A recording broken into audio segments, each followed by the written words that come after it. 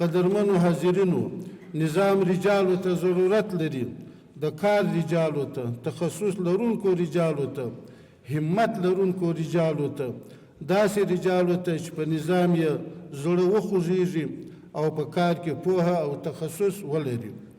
ما په پیل کې د حضرت عمر رضی الله تعالی عنه یو حدیث ولوست چې یو ځل یې خپلو ملګرو ته وویل څه هیله لرئ؟ یو تن وویل زه هیله لرم چې کاشکې دا کور له درهمو ډک وای او ما د الله تعالی په لار کې نفقه کړې وای.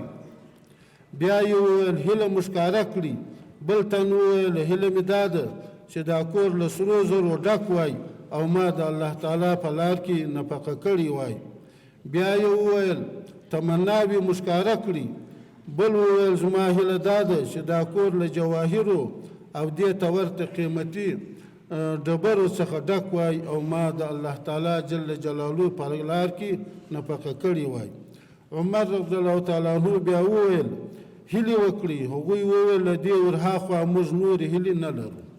عمر رضی الله تعالی عنه ورته وویل خو زما هیله بیا دا ده چې دا کور د ابو عبیده بن الجراح، معاذ بن جبل او حذیفه ابن الیمان رضی الله تعالی عنهم په څیر سړیو څخه ډک وای او ما د الله تعالی په طاعت کې په خدمت اچولی وای.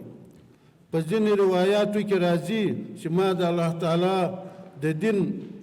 تعالی دین پرې لوړ کړی وای. داسې خلک ورڅخه دا کور ډک وای. حضرت عمر رضی الله تعالی عنه وویل زما دا تمنا ده. که غور وکړو امیر المؤمنین عمر رضی الله تعالی عنه درهم نه غواړي، دنانیر نه غواړي، سره نه غواړي، سپین نه غواړي، قیمتي ډبرې او جواهر نه غواړي، بلکې هیله یوازې دا ده چې کاشکې ابو عبیده بن الجراح، معاذ بن جبل، سالم چې د حضرت حذیفه رضی الله تعالی عنه مولا و، د دوی په څیر ډېر رجال او د کار خلک را سره وای چې ما د کلمت الله د اعلا په خاطر د اسلامي نظام د تقویه په خاطر کار ورڅخه اخیستی وای. سبحان الله. عمر رضی الله تعالی عنه ته د کار د خلکو قدر معلوم و. د خلافت دروند بار یې په اوږو و.